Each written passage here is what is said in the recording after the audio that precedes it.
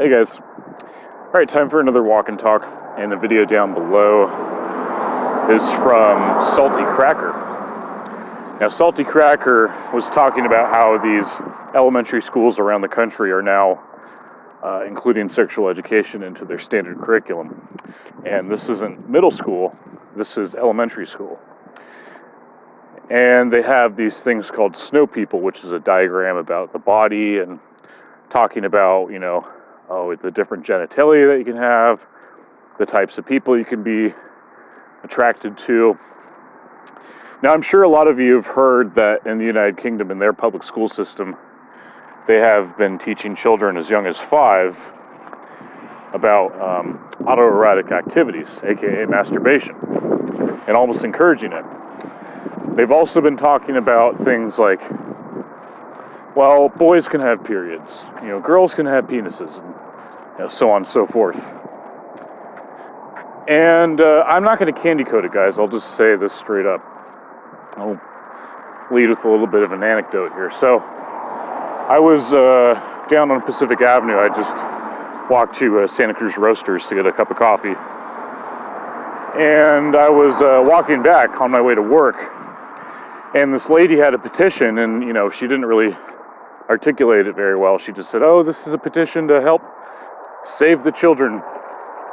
So then I said, okay, I didn't say I wasn't going to sign her petition. I just said, look, I think that the number one thing that we need to do to save the children is to get rid of the pedophiles within government. And I believe that this also extends to the public school system. I would have to assume that the people that are pushing this curriculum are pedophiles. Either that, or they're just overcompensating. Maybe they're trying to be ultra woke, but I think it's the former. And that's a very bad thing. We need to take a close look at this. And I encourage mayors all across, and governors for that matter, all across the country, to re-examine the public schools that are offering this type of curriculum and cut their funding immediately and begin firing those who have been responsible for pushing this. Because these people should be nowhere near children. I also want to say too, regarding, the drag queen story time people. There was a video that was posted on Facebook of one of these grown-ass men dressed as a woman with heavy makeup on, dancing in a kindergarten classroom. You could see one of the children in the background. She looked terrified. Now, I commented on the video and I said, look, I'm not as upset with the individual, the grown man who's dressed as a woman dancing around these children. I'm not as angry with him as I am with the people that said this was okay. So the parents of the children, as well as the school administrators and teachers. That's a real problem that not a lot of people are talking about this. I think this is probably one of the biggest things that we're going to have to address. Now, I'll say this too. Daryl Kane is running for president in 2024. I think he's running as a libertarian. He is what I would call a progressive, and I know that term has gotten a lot of bad press due to the people that are associated with progressivism. Not just now, but in the past. I mean, you've had people like Woodrow Wilson. You've had, I think you could even argue that LBJ was a progressive. And then you can take a look at people like AOC, Tlaib, Presley Omar, the Squad.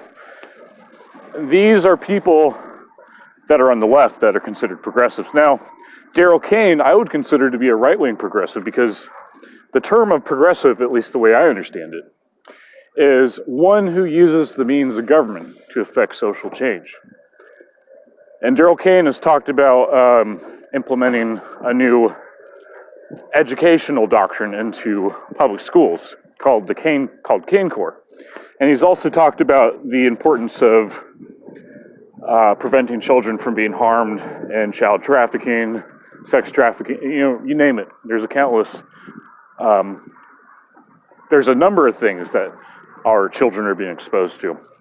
It's not just through public means, through school and through government, through forced sexual education, but it's also through the media, private companies, which I guess you could argue that they are public because they receive advertising from companies that get subsidies. So in a lot of ways, it's a public thing, but they are constantly sexualizing children.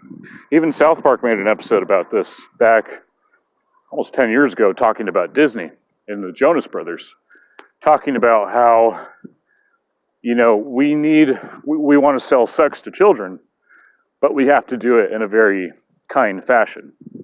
That's pretty much the gist of the episode. Really hilarious scene where Mickey Mouse kicks, I think, one of the Jonas Brothers in the nuts. It was pretty funny. But, I mean, the overall story is pretty disturbing, and it's very true what's happening. So, this is like my third time making this video. I wasn't really able to articulate what I wanted to say before, but I'm glad that Salty Cracker, who's a San Francisco resident, has brought this up. Anyways, that's all I got. Guys, thank you so much for watching. God bless. I'll see you later.